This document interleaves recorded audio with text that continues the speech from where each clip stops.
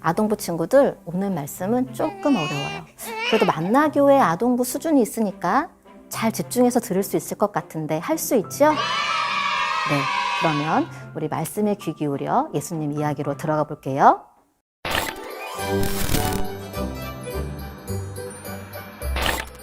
오늘은 첫 번째 이야기로 사람으로 오신 예수님이에요. 어떤 예수님이라고요? 사람으로 오셨다고요. 예수님은 하나님의 아들이시고 하늘에서 하나님과 함께 계셨는데 우리가 사는 세상에 사람처럼 똑같이 오셨어요. 비교가 될지 모르겠지만 한번 이런 상상을 해볼까요? 예쁘고 귀여운 강아지가 있어요. 그런데 이 강아지가 너무 좋아서 나도 똑같이 강아지처럼 되면 어떨까요? 강아지를 자세히 보니까 털도 복실복실하고 네 발로 기어다니고 입으로 먹어요. 말을 잘 하지 못하니까 멍멍 짖고요. 밖에 나갈 때는 목줄을 채워야 돼요. 사람들이 먹는 건 해로우니까 사료를 먹어요. 만약 이런 모습이라면 어떨까요? 강아지를 너무 좋아하면 아주 잠시 그렇게 살 수 있을지도 모르겠다 생각하겠지만 평생 그렇게 살라고 하면요? 아마도 원하는 사람은 없을 거예요. 그런데 여러분, 하나님이신 예수님은 사람이 되셨어요. 사람으로 왔고 사람으로 사셨고 사람으로 죽으셨어요.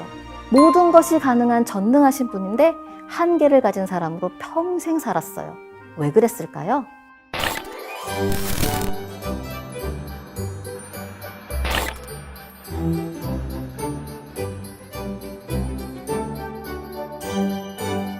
첫 번째 이유는요, 우리를 너무 사랑하시기 때문이에요. 우리가 존재하는 것도 하나님의 사랑 때문이에요. 그래서 하나님은 세상을 창조하시고 처음 사람 아담과 하와를 축복하시며 하나님의 영광을 위해 살라고 하셨어요. 그런데 아담과 하와가 어떻게 했지요?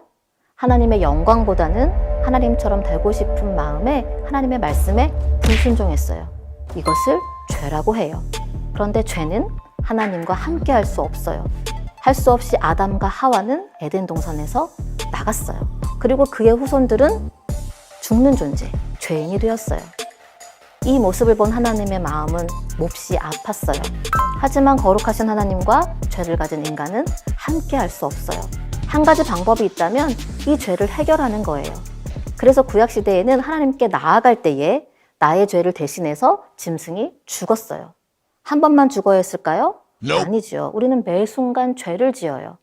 그렇기 때문에 짐승의 죽음으로는 우리의 죄를 영원히 해결할 수 없어요. 그래서 여러분, 하나님께서 직접 이 세상에 오셨어요. 보이지 않는 하나님이 아니라 만질 수 있고 볼 수 있는 분이 되셔서 이 세상에 오셨어요. 우리의 죄를 대신하여 죽어주시기 위해서 이 땅에 오셨어요. 그만큼 우리를 사랑하셨어요.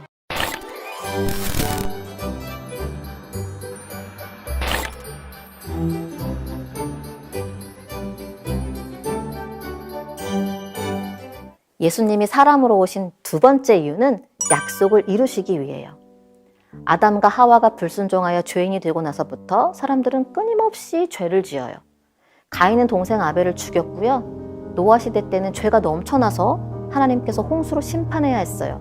그러면 정신을 차렸어야 되는데 사람들은 하나님처럼 되고 싶은 욕심에 아주 높은 바벨탑을 지었어요.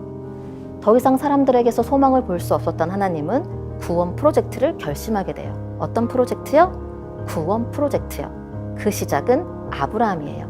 하나님은 아브라함을 불러서 땅과 자손을 약속하시면서 땅의 모든 족속이 아브라함을 통해서 복을 얻게 될 것이라고 하셨어요. 아브라함은 그 약속에 힘입어 그의 후손 이삭, 야곱, 요셉을 통해 큰 민족 이스라엘을 이루었어요. 하나님은 그들을 약속의 땅 가나안으로 인도하셨고 이스라엘은 제사장 나라가 되어 모든 민족을 하나님께로 돌아오게 하는 그런 사명을 감당해야 했어요. 다윗 왕을 비롯하여 이스라엘의 왕들은 이 사명을 감당해야 했어요. 하지만 몇몇 왕을 제외하고는 사명을 감당하기는커녕 하나님보다 우상 숭배하기를 더 즐겨 했어요. 할 수 없이 하나님은 그들을 심판하셨고 70년간의 포로 생활을 통해 다시 하나님을 기억하는 시간을 갖게 했어요. 그리고 나서 성경은 400년간의 침묵이 이어져요. 여기까지 듣고 보니 하나님의 약속이 실패한 것처럼 보여요. 그러나 여러분, 하나님은 약속을 지키시는 분이에요. 사실 하나님은 침묵 시간 동안 예수님을 준비하셨어요. 그것도 아브라함부터 시작해서 다윗 왕의 계보에 이르기까지 예수님을 오게 하셨어요. 예수님이 아브라함과 다윗의 자손이라는 사실은 실제 역사 속에 존재하는 것을 의미해요. 그리고 그 예수님을 본문은 그리스도라 지칭하는데 이 말은 우리를 구원할 구원자로서 우리가 하나님께로 갈 수 있는 길을 여신 약속의 성취를 나타내요.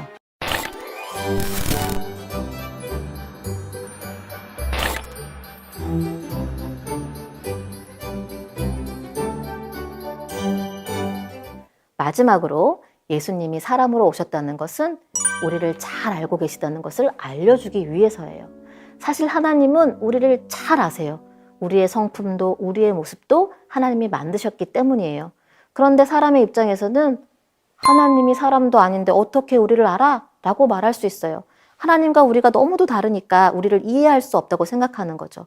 그런데 예수님이 이 땅에 오시고 나서는 그렇게 말할 수 없어요. 왜냐하면 예수님은 우리처럼 똑같이 엄마 뱃속에서 태어났고 사춘기도 겪으셨고 어른이 되어서는 삶의 무게도 느끼셨어요. 마태, 마가, 누가, 요한복음에는 예수님이 사람으로 살다가는 흔적들이 고스란히 기록되어 있어요. 배도 고프셨고 잠도 주무셨고 친구들과 함께 있을 때는 즐거우셨고 바리새인들의 공격을 받으셨을 때는 몹시도 괴로웠어요. 무엇보다도 예수님은 우리 죄를 대신하여 십자가를 지시고 죽음을 감당해야 하는 그 과정이 너무 괴롭고 힘들었어요. 겟세마네 기도를 기억하나요? 예수님이 어떻게 기도하지요? 아버지여, 가능하시다면 이 잔을 지나가게 해주세요. 그러나 나의 원대로 마시옵고 아버지의 원대로 하옵소서. 어떤 말이에요? 이 잔, 십자가가 너무나 힘드니까 그냥 지나갔으면 좋겠대요. 그러나 내 뜻대로 안 하고 아버지 뜻대로 하겠대요. 간절한 이 기도는 예수님이 사람으로 사셨기 때문에 가능한 기도였어요. 사랑하는 친구들, 이렇게 예수님은 우리와 똑같은 사람으로 사셨기 때문에 누구보다 우리를 잘 알아요. 제가 얼마 전에 슈퍼맨이 돌아왔다라는 예능 프로그램에서 윌리엄과 벤틀리를 보고 감동한 적이 있어요. 27개월의 벤틀리는 쪽쪽이를 사용하는 아기예요. 쪽쪽이는 공갈 젖꼭지로 아기들에게 정서적인 안정감을 줘요. 그런데 오래 사용하다 보면 입모양이 돌출되거나 비염이 생길 수도 있어요. 그래서 적당한 시기에 중지해야 돼요. 아빠 샘은 벤틀리를 위해서 이제 쪽쪽이와 안녕하자 하고 말했어요. 그랬더니 울고불고 난리가 났어요. 이 마음을 윌리엄이 알았어요. 아빠는 과감하게 끊어야 된다고 하지만 윌리엄은 아빠에게 아빠 내가 이거 끊어봐서 아는데 힘들어요 하고 말하는 거예요. 그러면서 벤틀리가 마지막으로 이별을 잘할 수 있는 시간을 줘야 한다고 했어요. 그래서 쪽쪽이와의 이별식을 준비했어요. 입에 3번 물고 자기 스스로 쓰레기통에 버리라는 거지요. 어린 벤틀리에게 가능했을까요? 가능했어요. 우리 친구들 이 부분 궁금하면 유튜브에서 영상을 검색하시거나 위에 링크를 한번 눌러보세요. 목사님은 이 영상을 보고 윌리엄이 벤틀리에게 한 말이 가슴에 와닿았어요. 아가야, 네 마음 알아. 윌리엄이 벤틀리의 마음을 알았어요. 자기도 힘들게 쪽쪽이를 끊었거든요. 이미 경험을 봤거든요. 형이 동생에게 나도 해봐서 네 마음 알아 이 말을 들었을 때 벤틀리는 쪽쪽이와의 이별식을 아주 잘 해냈어요. 5살이 4살에게 나도 해봐서 네 마음 다 알아 라고 말할 때도 큰 힘을 받는데 전능하신 하나님이 사람이 되셔서 우리의 모든 것을 겪으시고 얘야 네 마음 다 알아 라고 말씀하시는데 어떻게 우리가 힘을 내지 않을 수가 있겠어요.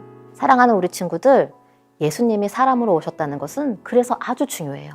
예수님이 우리를 잘 아시거든요. 예수님이 이미 사람이 되셔서 그 모습을 사셨거든요. 그 예수님께 우리의 모든 것을 말해보지 않을래요? 예수님, 저는 공부 때문에 힘들어요. 예수님, 친구랑 싸워서 속상해요. 예수님, 저는 아토피가 심해요. 예수님, 저는 엄마 아빠를 보면 눈물이 나요. 이렇게 예수님께 우리의 마음을 말할 때 우리를 잘 아시는 예수님이 우리 친구들에게 힘을 주실 거예요.